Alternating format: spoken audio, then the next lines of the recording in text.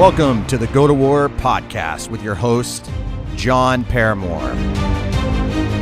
Now it's time to go to war.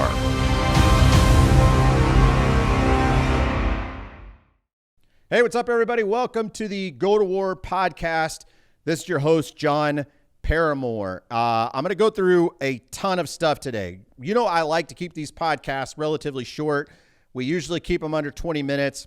I'm gonna pile drive a truckload of information into this podcast for you today. Let me do some quick homework for you, okay? Number one, same stuff.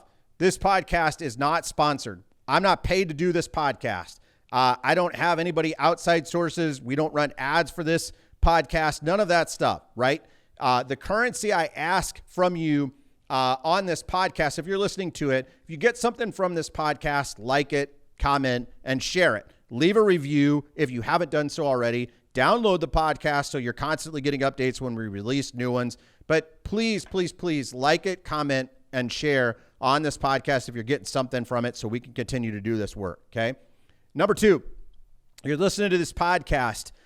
From time to time, I go down some roads where I'm really passionate about what I'm talking about, and I'll drop some salty language. And if you're allergic to salty language or you get easily offended by salty language and you have a problem with that stuff, I'm going to tell you to go ahead and turn this podcast off. Why? Because what I don't need is for you to listen to this podcast and then you leave a shitty negative review. And then I got to figure out a way to go in and delete the negative review because you just decided to show up to the podcast and you get all offended and butthurt by some language. And then you're an asshole and you go write a negative review. And nobody needs that. So I'm just saying to you, if you're one of those people, turn this podcast off, go listen to something else, something that'll give you some warm and fuzzies and you'll be all good. Okay. So the thing I want to talk about today, and the reason why this came up, is I've noticed inside of some of the environments that we have been in recently with some potential clients. Let's call them potential clients because they're not yet clients. We've looked at some different things for some people, and they're potential clients. Is the entitlement mindset that brings about mediocrity inside of the work environment. And for me, that's a no-go, right? One of the things that we've got here in our core values is a core value that we call over-deliver. And I want to talk to you today about what that means. And I want to talk to you today not only about as an individual what it means to over-deliver, but I'm talking about as an organization. I'm talking about in everything that you do. I'm talking about even with yourself. Are you over-delivering on things that you tell yourself that you're going to do? And I want to give you an example. A good friend of mine, I've talked about him on this show before, a guy that I consider to be a mentor, Andy Frisilla. He talks about all the time, one more rep. So if he's working out with a trainer and the trainer tells him to do 10, he does 11. If he's promised himself that he's going to do 45 minutes, he does 46. If he tells himself he's going to do one more thing at work, he does two more things at work. It's a constant mindset of over deliver. And that behavior practiced anywhere in your life creates a pattern that shows up everywhere in your life. But what I've noticed lately is the opposite, is where people feel like they can do less, but the expectation is more. And I want to talk to you and unpack this a little bit. Let's start with that nasty word, expectation. Okay. There's a giant problem with the word expectation. I don't care if it's with your kids, with your spouse, with your work environment, whatever the case may be. An expectation in and of itself is a recipe for disappointment. Why? Because if you expect someone to show up a certain way or behave a certain way or do a certain thing without some level of agreement on their behalf, if they haven't agreed to what it is that you expect them to do, what you've done is you've created a recipe for disappointment. And I see this in employer-employee relationships. I see this where parents have this expectation of their kids on how they expect their kids to behave, but they've never actually sat down long enough and said, hey, we've got a standard here in this household of how certain things go, and worked with their children to get buy-in on that type of behavior. And again, I'm always talking about consistency, not perfection, right? So when I look at this, this prospective client's culture that they've got going on right now, and how this mediocrity came to be, how this sense of entitlement came to be, there are people inside of this culture that you can tell as younger kids, maybe as younger adults, they were coddled and they were given more by when they were doing less. I think it has it's an issue of a work ethic. It's an issue of, I use this word loosely, but the word pride, like not having a sense of pride in all that you do, delivering something relatively half-assed just to get it done to meet a deadline, but not really having pride in the delivery of what it is that you're putting together.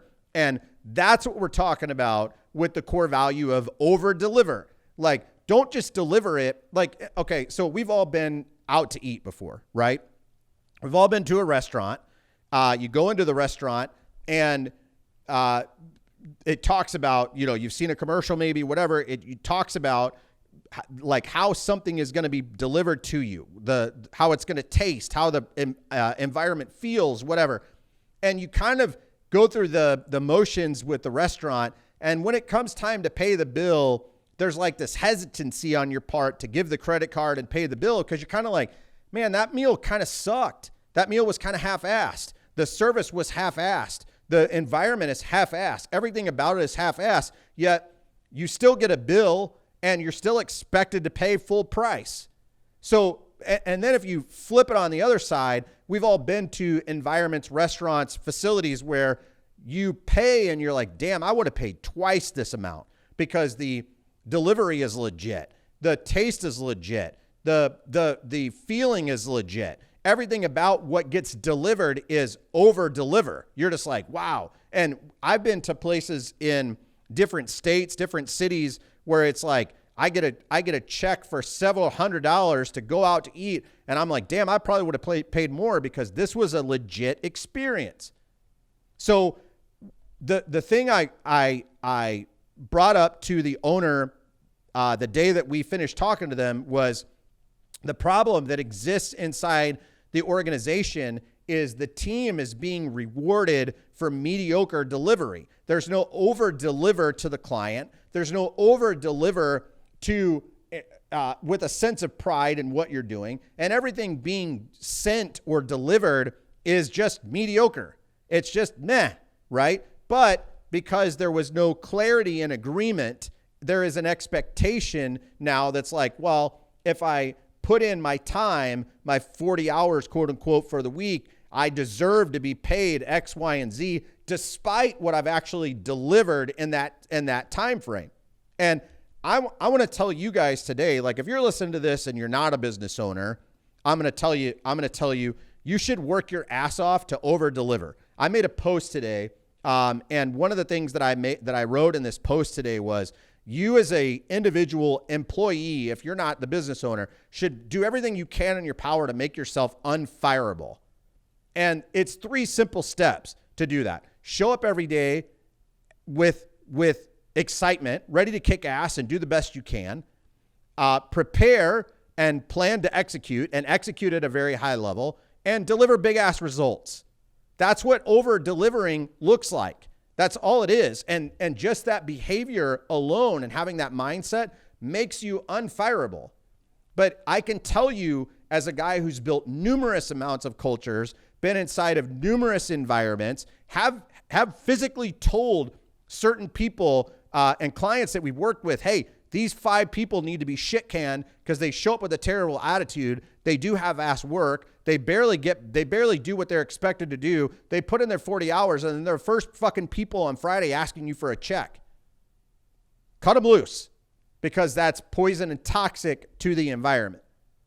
And it's the opposite of over deliver. And here's what I know from all the years of doing this is, if someone is going to half-ass deliver to you. If you're an employee and you're half-ass delivering to your boss, what I know is the company then only, at its greatest ability, can only half-ass deliver to the client. So you're not only doing a disservice to yourself, you're doing a disservice to your boss, then you're doing a disservice to the client. It's like a three-peat. And if you want to get really granular, you're fucking doing a disservice to your family too. So that's what most people don't understand. They're like, well, I'm going to show up, and selfishly they think, well, this only affects me. This only impacts me. This only has to do with me. But in reality, the trickle-down effect is massive. And that's not something that you can teach. It's something that people feel over time by just being in the pattern of half-assed delivery, right? Now, look at it from the other side. As from the employment, if you're a business owner, your responsibility is to make sure that everybody is over-delivering. You're getting the best you can out of everybody on your team so that you as an organization, when you tell somebody that something costs a certain amount of money, that when they get it and they receive it and they go through the process and they get the outcome, they're like, damn, that was exceptional. But you can't go from good and good delivery and good performance to exceptional delivery to the client. It does not work that way. It's impossible, right? And I want you, one of the examples I often use when I talk about this specific subject is if you look at old school Chick-fil-A and you look at new school Chick-fil-A, that's a company and organization that understands over delivery. When they were mediocre, they were in shopping malls, they were in food courts, they didn't have standalone facilities. The food was meh.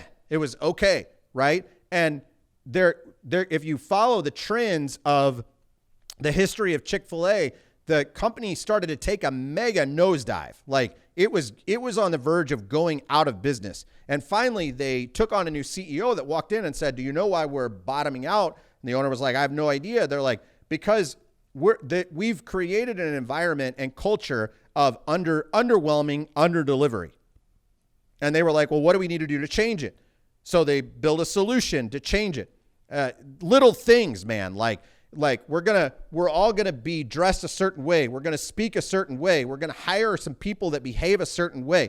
We're going to create a culture in every single organization. And if somebody doesn't abide by the culture or abide by the set of standards and core values, they're out. There's no questions asked. This is going to be the standard in which we toe the line. And the whole thing is going to be customer-centered, customer-focused, about over-deliver.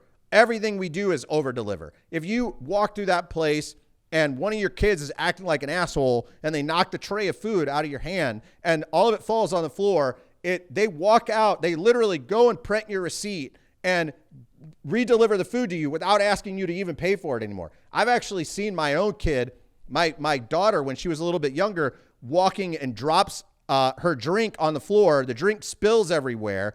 The guy that cleans it up walks over, hands her a new drink, and tells her, hey, I'm really sorry that happened. Totally her fault. And he's like, I'm really sorry that happened. And then he cleans it up and moves on, right? And I've been into other places where you make a mess. You're like people can see the parent is already overwhelmed because the kid just made a mess and the parent's like, what the fuck? And they're trying to find napkins and everybody at the counter sees that shit just went down, but they're not trying to get you more napkins. They're all thinking to themselves, oh shit, like, why don't you pay better attention to your kid and whatever. And then they go, you got to find the napkins. You're over there cleaning it up. And then finally somebody shows up and they're just like, oh, we got this from here. All the while kind of making you feel like an asshole because you spilt something. That's the difference in over delivery. Over delivery is we're going to deliver the best we can all the way down. And I've talked about this on a podcast before, but all the way down from the dude that's got to pick the trash up on the floor and sweep the floor and mop the floor, all the way up to the person at the highest level. It is a constant delivery of over deliver. If I'm supposed to get X result, I'm going to get Y result. If I'm supposed to do X thing, I'm going to do Y thing. I'm going to do one step further, one more thing to make sure that at the end of the day, I've said this to people before in other cultures inside of companies that we've helped, but I'm like, if there's anybody on your team that